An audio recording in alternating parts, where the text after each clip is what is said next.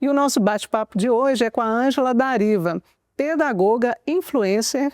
Ela inspira várias mulheres, atua em nome da inclusão e uma mulher multifacetada que vai nos contar hoje sobre a sua trajetória, né, Ângela? Isso mesmo, isso é um prazer. Ô, Ângela, muito obrigada, né, por você ter aceitado participar com a gente dessa entrevista, para a gente conhecer um pouquinho da sua trajetória, do seu trabalho como influencer, como pedagoga, né?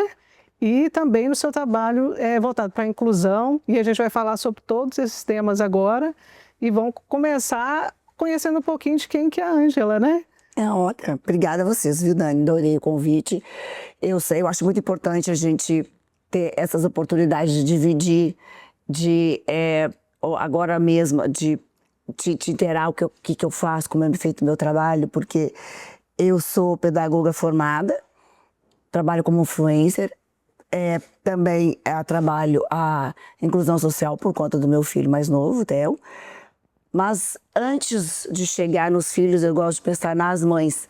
Então aí eu entro com o autocuidado, com autoestima, com a moda, para poder levar para elas informações rápidas que possam ajudar no dia a dia, para se sentir bonita, para se sentir empoderada. Eu não gosto dessa palavra empoderada, mas enfim, não tem outra.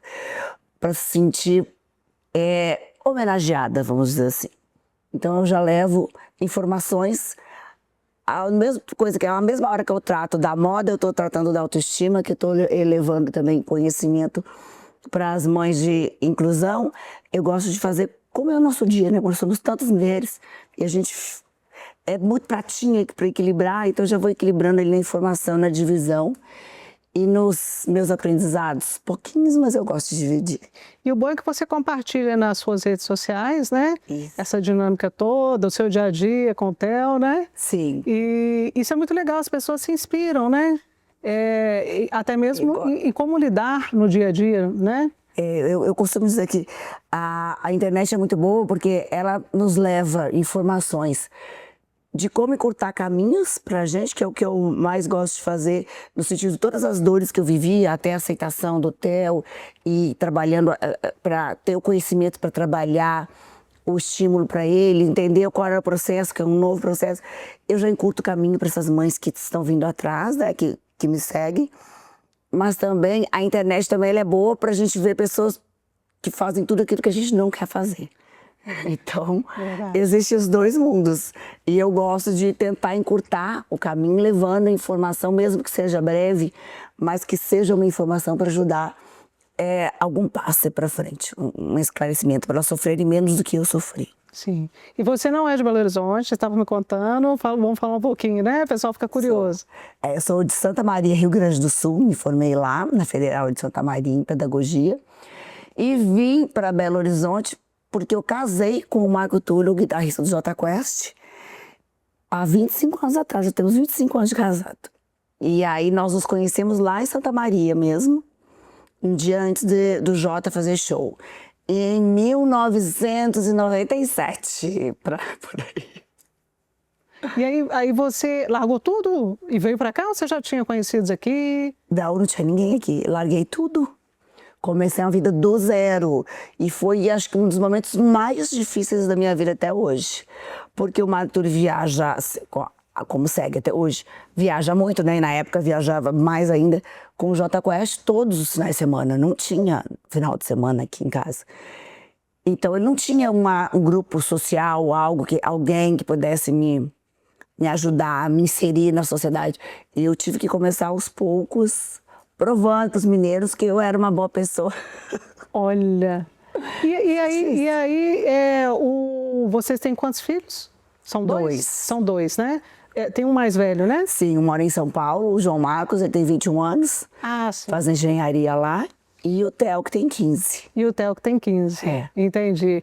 E aí o Theo, só para falar um pouquinho, né, do que o Theo tem, que você estava citando para as mães. Não, e o Theo, o João Marcos, ele foi prematuro. Nasceu com 1,5 kg, então eu já me habituei com o CTI. Ele ficou no CTI 15 dias, esse meu filho mais velho. Parece até que tudo na vida vem um processo para ir preparando a gente. O Theo, no 5º mês de gestação, o médico pediu para trazer uma hemocentese porque ele suspeitou que estava com o coração CIA, CIV e válvula não estavam bem formados. Aí ele falou que era comum em pessoas com síndrome de Down. Então sugeriu que a gente fizesse o exame aminocentese, que colhe o líquido amniótico. Para nós foi um baque, porque primeiro que o médico ele não teve assim delicadeza de pedir esse exame. Foi uma coisa bem grosseira assim, ó, e fizemos o exame, uns 15 dias depois veio o resultado que ele veio. Agora, como que a gente resolve um problema? Com um problema maior. O que aconteceu? O que eu quero, problema maior? O problema maior é que quando o Theo nascesse, nós teríamos só 4 meses para fazer a cirurgia cardíaca, para reconstituir todo o coração.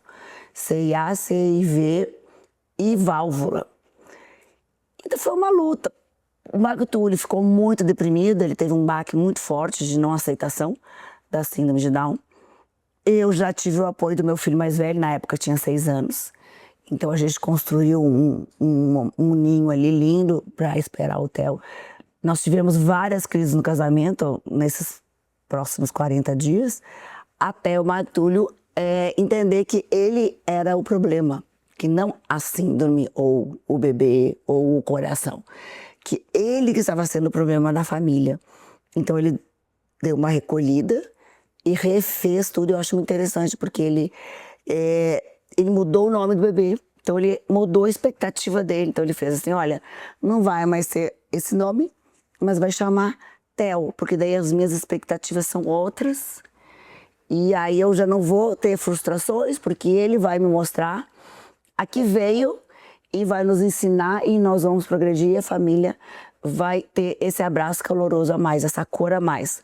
E é isso, na verdade é isso, eu sinto assim que a nossa família ela tem uma cor que as pessoas não conhecem, só quem tem essa cor sabe, igual eu querer explicar uma cor para alguém que não enxerga. Então não tem jeito. Então é uma cor, um sabor diferente que realmente ele é encantador no dia a dia, desde que a gente abra a mente, entenda o recado e assimile aquilo não com uma expectativa ou com uma frustração, não, mas com uma visão assim, deixa eu ver quem você é e você é maravilhoso do jeitinho que for. Então, e ele é muito carinhoso, né? Muito, você viu aqui? A gente estava vendo aqui o tanto que ele é carinhoso. E acaba que as pessoas que passam por essa experiência dizem que suas vidas são transformadas e para melhor, né? Porque às vezes se vê só um lado negativo, mas quanto aprendizado, né? Eu costumo dizer que assim como pessoas que têm alguém especial na família, ou qualquer adversidade que a gente vive na vida, obstáculos, dificuldade e tal, eu costumo dizer que isso nos traz a oportunidade de evoluir, de progredir, de mudar os nossos olhares. Mas você tem que ter a capacidade de assimilar isso tudo e evoluir e crescer. Então é uma oportunidade, mas nem todo mundo. Eu tenho mães que elas são bem frustradas até hoje e eu tenho outras mães que são extremamente felizes. Tenho outras mães que ficaram felicíssimas quando descobriram que o filho ia ser síndrome de Down. Então, tenho de tudo, mas eu acredito que como é um desafio, eu acho que todo desafio, independente de qual é o desafio, todo desafio, ele traz a oportunidade da gente evoluir, mas nem todo mundo evolui, né? E hoje você faz parte de grupos, na sua rede você estimula essas mães e tudo. Você participa de grupos também? Como é que é? Sim, eu tenho alguns grupos de orientação, 2 grupos lá de São Paulo e aqui em Belo Horizonte eu não participo de grupos não, mas eu sou embaixadora do Instituto Mano Down. Estou com eles desde o primeiro dia. Hoje já atende mais de 1.500 famílias, cresceu a sede, que já estou fazendo uma rua de inclusão, com calçada de inclusão. Lá eles oferecem natação, cursos de teatro, culinária, fono, TO, psicólogo. Lá eles oferecem esse mundo de coisas tanto para a família quanto para as pessoas que precisam. Então é muito lindo de ver esse crescimento, porque lá, há 15 anos atrás, o Theo tinha um aninho, 14 anos e meio atrás, eles começaram com uma casa pequenininha e hoje já estão um quarteirão, um complexo. E é muito bacana. Então a gente aceita qualquer tipo de doação, tá? Vale pelo imposto de renda, vale por cartão de crédito, Pix, vale ir lá passear, vale ir lá tomar um cafezinho na cafeteria, ou seja, é uma experiência riquíssima. E qual que é a importância, falando em experiência, das pessoas que não convivem com essa realidade terem esse olhar, né? De repente até ir conhecer uma situação igual essa para enxergar de outra forma, talvez? Então, lá tem a cafeteria, eles servem o café, bolos, lanches, então é um contato maravilhoso. E tem apresentações, tem apresentações de teatros também, de canto. Não, o trabalho deles é riquíssimo.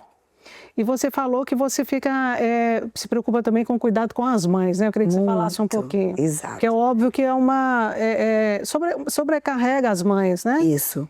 Porque quando eu fiquei muito triste, lá no meu luto, quando o médico deu a notícia da síndrome de Down, eu fiquei péssima.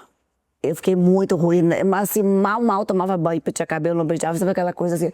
E eu entendi que a gente não pode deixar de se cuidar, porque a imagem, o nosso olhar, ele já nos remete à nossa imagem, já vai trabalhando pro cérebro. Então, hoje em dia, eu não fico nem sem batom dentro de casa. Eu gosto de estar sempre, eu posso estar cabelo descabelado, mas eu tô com um batom, eu tô ali, eu posso estar de pijama, mas eu tô aprendendo. Por quê? Porque a imagem que o nosso cérebro recebe é o que ele acredita. Então, quanto mais triste a gente ficar, mais colorido a gente tem que estar para mostrar para o cérebro reagir. Porque o nosso cérebro, ele fica repetindo, né? Ele repete aquilo que ele vê. Então, você fica mentalizando, ai, eu sou péssima, ai, eu sou fraca, ai, eu não sou bonita. Não, você é linda. Você é única. E um batom já melhora assim, ó, 80% da sua visão. Então eu gosto de trabalhar o pequenininho, que pode parecer fútil, mas não é fútil não, porque é uma mensagem que vai já minando ali, ó, a sementinha no cérebro, porque é um autocuidado, 5 minutinhos por dia. De alguma coisinha, um batom, um rímel, pentear o cabelo, produto de novo, ou saber alguma nova tecnologia para informar. Eu gosto de informar. Olha, existe isso, existe aquilo, porque muitas vezes a gente nem sabe da informação. Então eu vou em busca assim, de informação de tratamentos para as mães, por quê? Porque eu acho que essa corrente do bem, essa rede de apoio, ela é fundamental, ela é necessária, porque eu vivi isso. E como eu era uma mãe solitária, porque na época que eu descobri que eu estava esperando o Theo, não existia Instagram, não existia só YouTube, eram umas coisas horríveis. Os médicos diziam assim, não assiste, não entra na internet, pelo amor de Deus. Então eu gosto de mostrar assim, mãe, você não deixa de ser mulher, antes de ser mãe especial, qualquer tipo de mãe. Você é mulher, cuide-se. Não se abandone, se você se abandonar, você não vai ter nada para dar para seus filhos. Então você tem que se amar para poder dividir o amor com a sua família. Mas a gente é pilastra. Então a pilastra ela tem que estar forte, ela tem que estar bem alimentada de dentro para fora. E isso, o amor próprio, ele ajuda demais. É o que eu falo. A única coisa que faz a diferença é o amor. A começar pelo amor próprio. E no caso, a sua relação com a moda, porque hoje você é referência na moda, as pessoas te seguem, querem ver seu mas estilo. a gente adora, né? Pois é.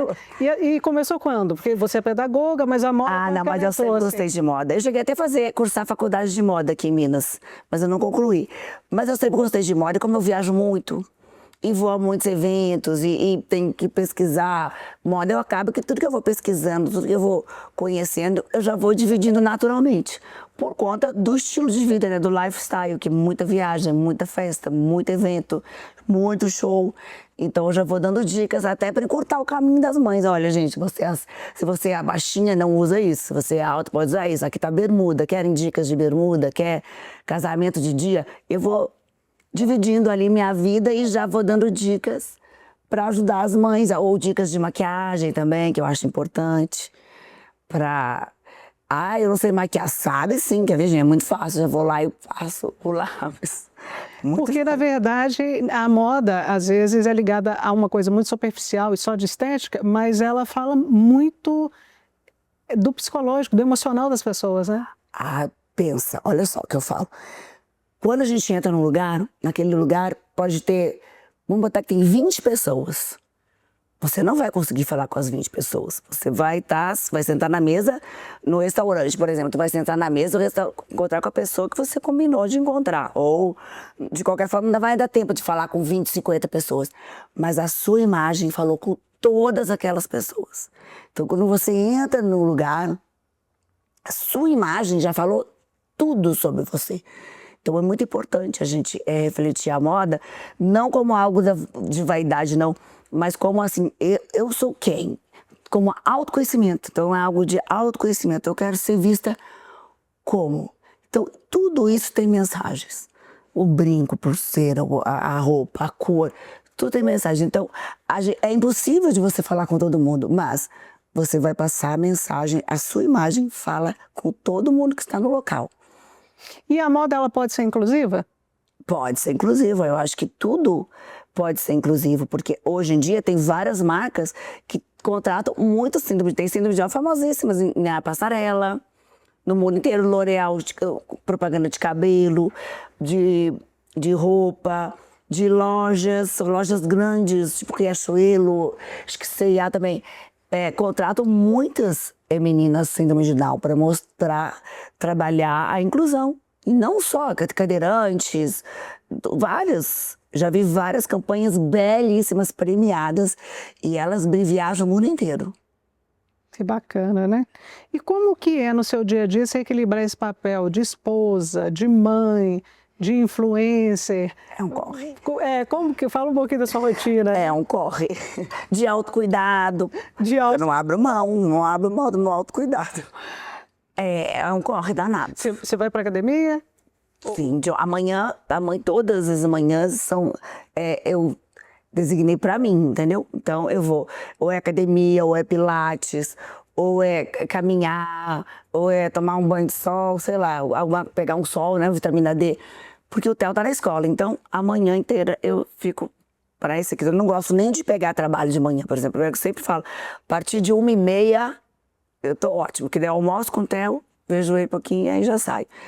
Mas é um correio que tem muita viagem, tem muito show, então é muita confusão. E o Marco Túlio gosta, eu acompanhei ele muito, porque ele também faz palestra. Então eu sou meio que a curadora da palestra dele.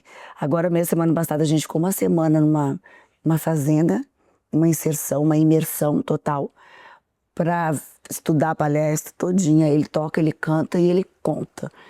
Então, ele fica isso, coloca isso, tira isso, faz aquilo. Então eu tenho essa ajuda com ele.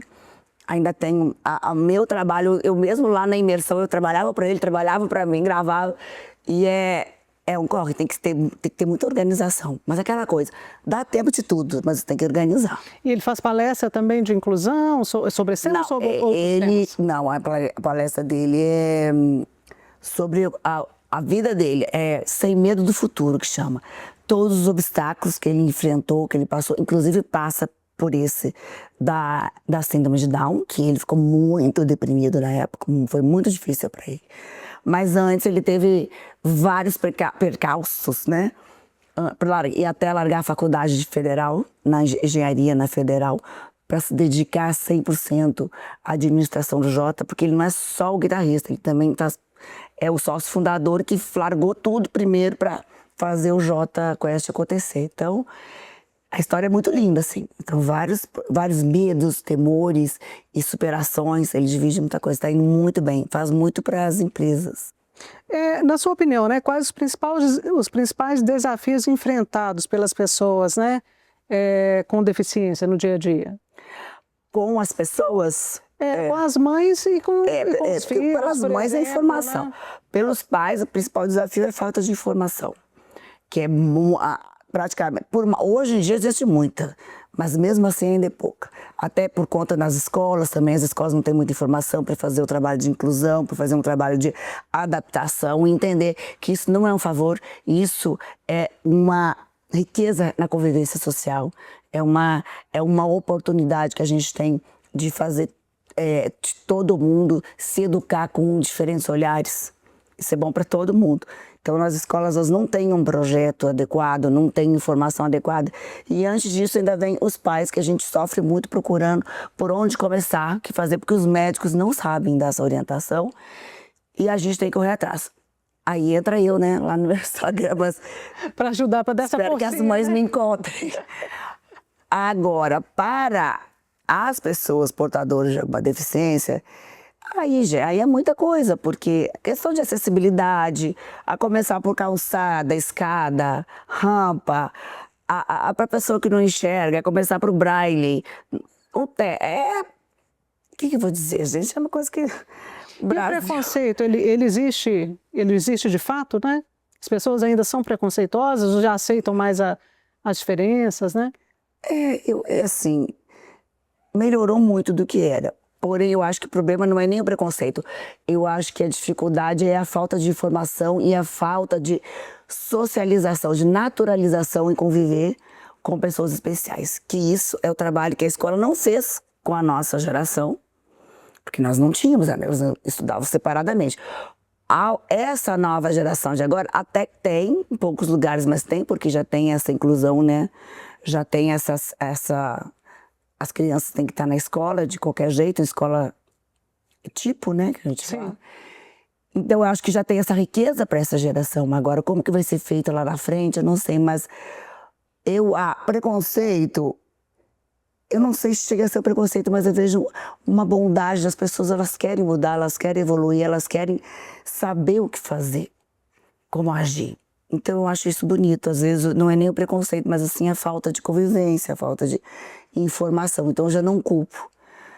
E aquela coisa, todo mundo sofreu alguma coisa na adolescente, né? Na adolescência. Preconceito existe com a gente, existe com todo mundo o tempo inteiro. Então, não é só... Porque a gente não sabe o que uma criança vai falar. A criança tem... Eles falam, né? E às vezes é maldade, às vezes não é, mas o importante, é o que eu falo para as mães que eu atendo, o importante é a gente criar os nossos filhos com autoconhecimento, com segurança, sabendo quem eles são. O Theo, ele sabe que ele é síndrome de Down. Ele não se importa. E quando uma criança não quer brincar com ele, sabe o que ele faz? Aí ele sai. Porque eu falo para ele todos os dias, incansavelmente, o tanto que ele é maravilhoso, perfeito, que eu amo do jeitinho que ele é. Então, tem que começar em casa, a inclusão tem que ser dentro. Para quando sair para a rua, independente do que for vivido, eles saberem como lidar, assim como a gente soube como lidar, ou a gente aprendeu como lidar quando alguém nos rejeitou. E você estava falando do capacitismo? A gente tem essa mania de, não vai conseguir. É inconsciente. Mas aí quando consegue, nossa, olha a resposta que me deu, até te comentei, né? Olha a resposta que ele me deu. Aí tu vê assim, tá vendo, ó, tá lá. É por isso que eu não gosto de criticar as pessoas, porque às vezes a gente é pego de surpresa também. Os próprios pais. Uau, olha a resposta maravilhosa. Tu vê que fica... Enxergar que a potencialidade, né? Existe e precisa só de estímulo. Muito interessante. E me fala uma coisa, como que você define o seu estilo de vida hoje? Meu estilo de vida, nossa senhora, são muitos... Multifacetado? Eu costumo dizer que a família é multifacetada, porque o Matúlio é multifacetado, porque ele toca guitarra, ele canta, ele toca violão, gaita de boca, é palestrante, a gente aqui, todo mundo multifacetado. O Theo faz mil coisas, eu também, até os cachorros estavam ajudando a produção. Até os cachorros participam, né? O estilo de vida multifacetado. Poderia ser assim. E o que te fortalece no dia a dia, né? Nessa correria? Tem toda uma pressão da mulher, né? Essa é a Mulher Maravilha, né? Nossa, falando, né? Isso. Essa fase eu já passei. Quando eu não dou conta, eu falo, eu não dou conta. Me desculpa, mas eu já me ultrapassei muito até chegar nessa fase. Hoje mesmo eu estava falando numa reunião. Falei, gente, eu delego. Isso eu não vou dar conta. Antigamente eu queria fazer tudo. Nós somos muitas, né? Nós somos muitas mulheres. A gente é daquela menina dos 15, a gente é a garotinha dos 5, depois que a gente é a mulher dos 30 querendo dominar o mundo e mostrar que ia conquistar tudo. Daqui a pouco depois, não quero não, dá muito trabalho. Eu gosto eu não gosto de ultrapassar os meus limites. Assim, eu falo, não vou ser capaz. Eu acho importante isso. E o marido fala, você capaz. Não, eu posso até ser capaz, mas eu não quero hoje, não. A gente tem que não ser obrigada, né? Não ser obrigada. Ser sempre o melhor em tudo, ser cansativo, né? Muito, eu já abdiquei. E você tem algo que te fortalece? Espiritualidade ou, sei lá, exercício físico? O que te fortalece? Onde você busca para se recarregar? Não, o que me fortalece é o amor. Eu não sei se eu recebi muito amor na minha vida, porque meu pai sempre foi muito doente, minha mãe sempre dedicada a ele. Mas eu sempre vi o amor que ela dedicou a ele, o amor que ela tinha para os filhos. Então, eu acredito muito nisso. Muitas vezes, eu sabe que eu tenho um hater, né? Eu tenho uma pessoa só. E aí, até o meu hater, esses dias, eu falo que é O, mas eu acho que é A, enfim, não sei quem que é, porque são os nomes fictícios sempre. Até esses dias o hater brigando comigo lá, falando, e eu sempre, nossa, mas você deve sofrer, né, pensar assim. Nossa, seu coração deve ser duro, que tristeza, porque deve ser um ardor no seu peito, ter que conviver com essa raiva toda no peito e tal. E aí, no final, falou assim, posso te dizer uma coisa? É lindo como você trabalha com amor, com as mães, com as mulheres, como você é positiva. Gente, meu hater me elogiando. Tu vê que ele conseguiu reparar, ou ela, né? Reparar que eu prefiro sempre, em vez de julgar, gente, você já tentou um outro caminho? Já tentou trabalhar com ver o lado positivo? Porque as coisas ruins acontecem, mas eu acho que tudo tem um lado positivo, tem um para quê. Se isso está acontecendo comigo, para eu aprender alguma coisa. Então, eu acho que o que me fortalece muito é a positividade, o amor, eu saber assim, por pior que seja a situação, é para eu aprender alguma coisa. Então, eu vou ver onde que é para chegar. Então, às vezes a gente tem que fazer nada, tem que esperar, às vezes a gente fazer alguma coisa, tem que ler o meio para saber assim, o que eu preciso aprender para lidar com esse momento. Com o filho, com o marido, com negócios, com tudo na vida. Então, eu acho interessante isso. Eu acho que o amor, realmente, ele muda. Muda a vida de alguém. E você estava falando que, obviamente, vocês tiveram crises até por conta da questão do Theo. E a questão da fama? Naquela época, eu acho que ainda era maior, né? Acho que as pessoas acostumam. Mas segue em grande também, não. Mas segue. Não, mas nunca tive esse problema com as fãs. Quer dizer, as fãs. Sim, sim. Não, adoro elas. Elas me adoram também. E ela manda mensagem, elogios pro Marco Túlio, aquela coisa toda. E eu, isso mesmo, gente, ele é bonito, ele é dedicado. Então, eu acho que tem que ser valorizado mesmo. Porque ele se cuida para elas, entendeu? Para a saúde dele, para a família dele e para elas também. Para os fãs. Ele estuda guitarra, violão, tudo. E se cuida e que eu acho que isso é um super exemplo também. Nunca a gente teve nenhum problema com isso, acredita? Sempre gostei delas todas. Olha que interessante.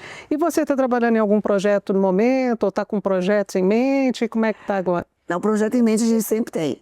Agora eu só estou fazendo a divulgação mesmo de algumas empresas, normal.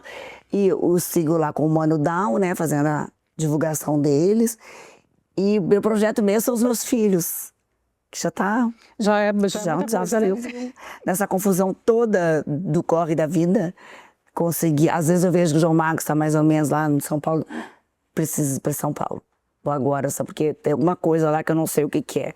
Aí vai só porque filho é uma coisa eterna, né? Não tem jeito. Não tem aposentadoria, não tem 13º, tem nada, a gente só olhou. E é sempre meu menino. Minha mãe até hoje me chama de minha menina. Minha menina! Minha menina! A idade ela não conta não, né? Não, dá bem, né? Deixa assim, melhor assim. Vamos fazer um ping-pong? Opa, bora. Rapidinho, resposta rápida? Bora. Então vamos lá. Eu não sou muito boa com ping-pong, tá, gente? Mas vou tentar. Uma palavra que te define. É amor, né? Ou resiliência, também gosto. Adoro resiliência. Inclusão é? Inclusão não é a favor. Forte. A moda é? A moda é autoconhecimento. E autocuidado, né? Mas porque a moda, ela... A nossa vestimenta, ela fala quem a gente é, né? Então eu preciso de um autoconhecimento de mim. E o autocuidado que traz o autoconhecimento, porque eles andam juntos. Sim. Maternidade é? Maternidade era meu sonho. Sonho. Sempre foi meu sonho. Um desafio. Ser mãe. Tudo junto. Aliás, é um raio. Uma conquista. Uma conquista? Sei, uma conquista. Eu nunca tive assim, desejo de. Mas a minha conquista foi as minhas transformações. Quem eu me tornei é uma grande conquista. Porque eu relejei para chegar aqui. E um conselho, se você pudesse dar, né? Um conselho. Conselho se fosse bom, né? Não seria dado, seria pago. Mas enfim. Um conselho, acredite em você. Se respeite e tenha autoconhecimento, isso é fundamental. Autoconhecimento, eu acho que muda a vida de todo mundo.